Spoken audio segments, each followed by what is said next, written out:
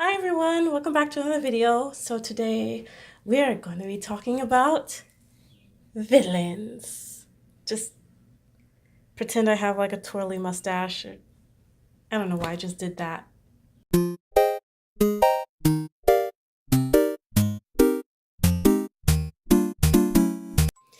I have found a useful good bad guys checklist, and I'll provide the link to it in the description.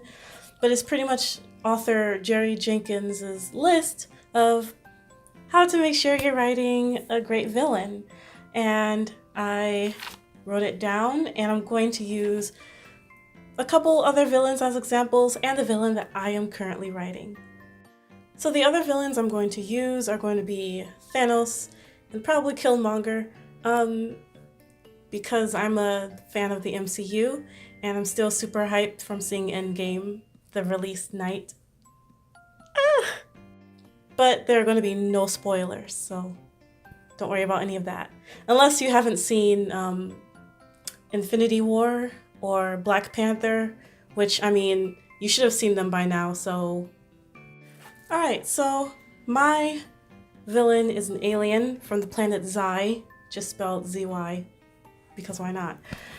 And he's on Earth to harvest a gas called ameranium. I super made that up. And it is emitted from humans when they are feeling especially upset and bitter. And it happens to be a gas that is vital to Zions. It's vital to the survival of his planet. And he is on Earth to basically use humans as farm animals. So the first item on the checklist is your villain is convinced they're the good guy, and that's really important for believability and relatability.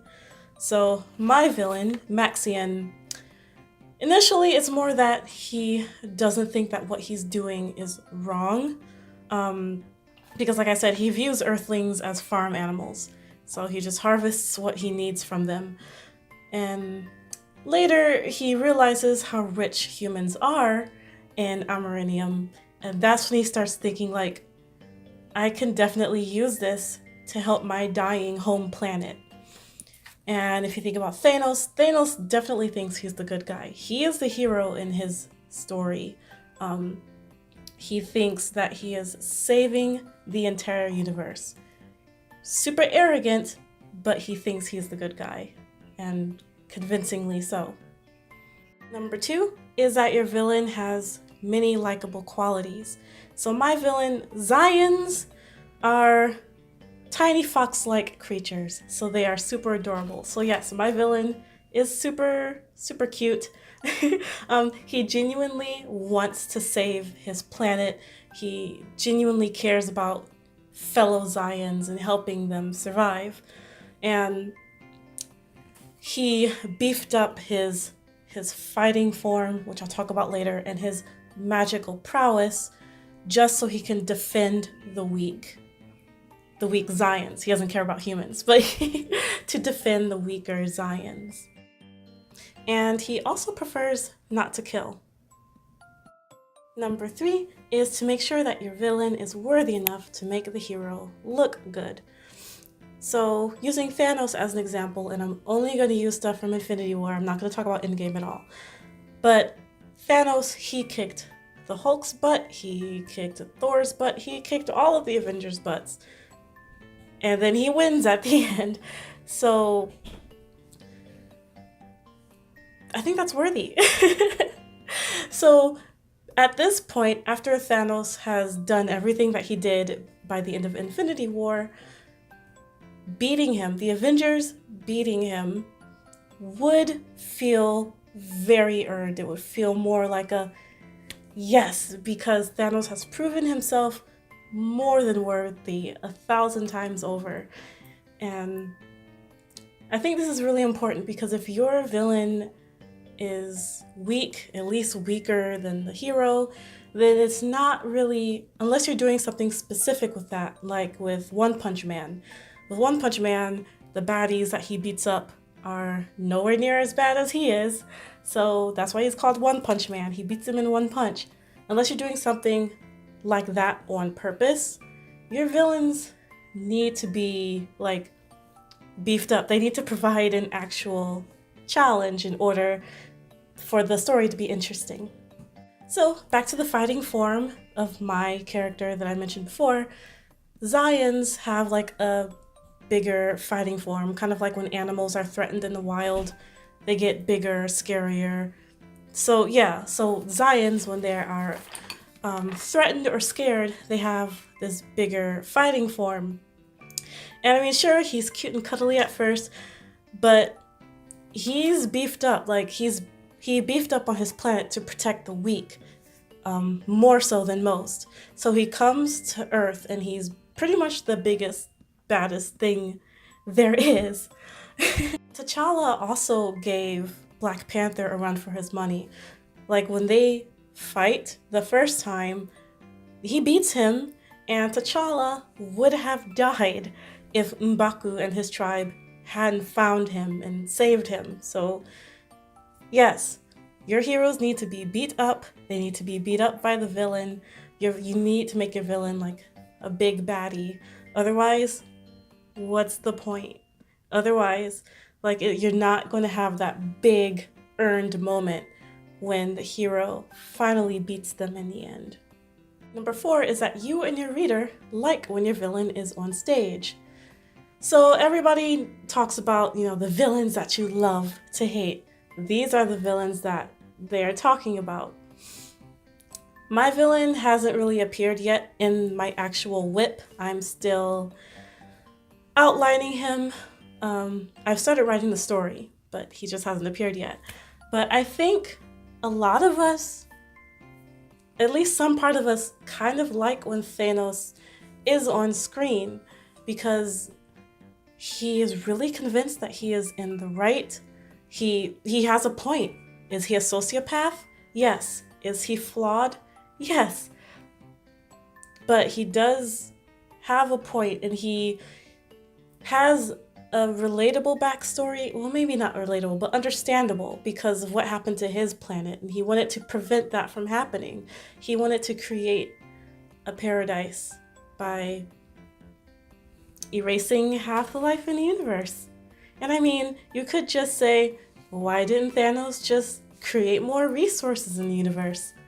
Like I said, Thanos is flawed. So did a big part of me like when Thanos was on stage? Yes, actually. And it's especially important because I don't really like, and I don't think a lot of readers actually like, when the villain is mainly hidden and you never see them unless there's a reason for it. But you see Thanos, you see where he's coming from, you see his philosophy, and Josh Brolin is an amazing, super skillful actor and really brings Thanos to life. Like, have fun writing your villain. Your readers will probably have fun reading your villain or watching your villain. Number 5 is that your villain must be skilled and accomplished enough that people must lend him begrudging respect. So think of like Killmonger's military accomplishments and think of Thanos's, like everything Thanos had to do in order to get the Infinity Stones, and even everything he did before the Infinity Stones. The fact that he was able to get himself, first of all, so strong in the first place. Number 6 is that your villain should not be like a fool or a bumbler or anything like that. And I agree for the most part, unless you're writing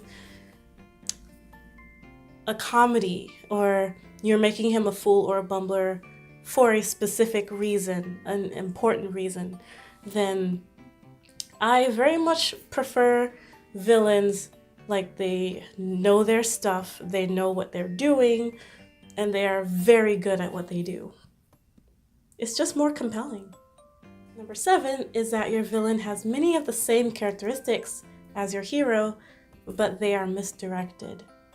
So I'm going to use Killmonger and T'Challa as an example in this. They both have things that they want to protect, things that they want to fight for, and they are both champions of their individual ideas of justice. It just so happens that T'Challa comes from Wakanda, and Wakanda has never suffered being colonized. It's never been colonized. Whereas Killmonger is American. He's African American. He has all of the traumas that come with that. So they are both coming from very different spots. It's like they were maybe, think of it as they were born and lived in the same house, except one went out the front door, the other went out the back door. Next is that your villain should be occasionally kind and not just for show. So you can argue that the time that Thanos saved child Gamora, that was him being kind.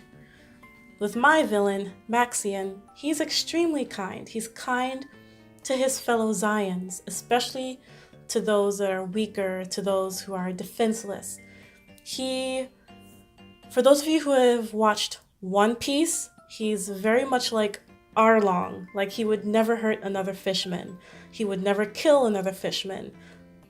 He's kind to fishermen and mermaids, or merfolk, even if they disagree with him. But with humans, it's another story. Next one is that your villain can be merciless, even to the innocent. And I mean, with Thanos, all I have to do is all those innocent lives lost, that's pretty merciless. And my villain, Maxian, he uses humans as dairy farmers use cows. Like, he might not be particularly inhumane to them, but he only sees them as something. You take care of it to harvest the thing that you want from it. Number 10 is that your villain must be persuasive. So my villain, Maxian, puts his victims into a sort of trance. He finds them when they're at a low state, he disarms them, placates them, and then he puts them under a trance, and they eventually become his puppets. Thanos is persuasive to a point. He is a sociopath. But he says, there are planets all over the universe that are dying. That needs to be remedied. And I'm like, yeah. I mean, just looking at Earth, yes, definitely. And then he says, we are using up all the resources. And I'm like, yes, exactly. You got me there. And then he says, in order to save all the resources and to save all the people, I have to kill half of all the people. And that's where he loses me. But up until that point, he is persuasive. So the next one is that your villain will stop at nothing to get what they want. And I mean, that's 200% true for Thanos. He stopped at nothing, and nothing could stop him, and he knew it. With my character, Maxian, he puts Zaya and other Zions above all else. He is all about protecting his people, he's all about protecting his planet, and he will stop at nothing to save them, to help them survive. Same for Killmonger. Like, he was a child in the hood, and then from there, he managed to get where he was in the movie. He used Ulysses' claw to get what he wanted. He did all this research on Wakanda, made it to Wakanda, which was supposed to be hidden, like the high-tech version of Wakanda, hidden from the rest of the world. He made it there, challenged the king, he beat him and nearly killed him, and was king of Wakanda for a brief moment. So yes, Killmonger would have stopped at nothing. 12 is that your villain must be proud. And I mean, that just comes with it, right? I can't think of a villain that isn't proud. Maxian is proud, Thanos is proud, Killmonger is proud, Arlong from One Piece is proud. Like, how are you going to be a villain and not be proud? Even villains that are poorly written tend to be proud. I think that's just kind of a thing that comes with the job description. 15 is that your villain must be deceitful. So with Maxian, he placates and disarms his victims with his cuteness, because remember, they look like cute little fox-like creatures, before he puts them into a trance. When it comes to fighting, it's kind of also deceitful for my main character as well, because when you see him, you look like you could just punt him across a football field. And you don't really take him seriously until he transforms and it goes all Ganondorf boss battle on you. Number 14 is that your villain must be jealous of the hero. And T'Challa, well, everything that T'Challa has and everything that Killmonger was denied access to, especially as a member of the royal family, he was definitely jealous of T'Challa. With Maxian, he sees Earth, and although Earth is far from its former glory because humans suck, he's still jealous of Earthlings. He's jealous of the main character for being born there. And I mean, Earth is still way more prosperous than his home planet, and he's watching humankind actively throw it away. Last but not least is that your villain must be vengeful. If there's not that vengefulness, do you really have a villain? But I mean, Killmonger, he was driven by his vengefulness from the hood all the way to Wakanda. And then like even Arlong from One Piece, like he watched his fellow fishmen be caught and used as slaves. He saw mermaids being caught and sold as novelties, and he was like, this is not gonna fly. Revenge on all humans. And as far as Maxian, he's coming for the Zion 1%, which caused his planet's decline in the first place, and he's coming for the main character who has been repeatedly getting in his way. Okay, that's all I got for you today. So yeah, that was my little tidbit on writing good villains, and I hope it was helpful. If you have any other questions or want me to cover anything else regarding villains, you can comment them. You can tweet at me at BGBFS. BGBFS. I don't know why that never sounds right to me the first time I say it, but yeah, thanks for watching. Bye!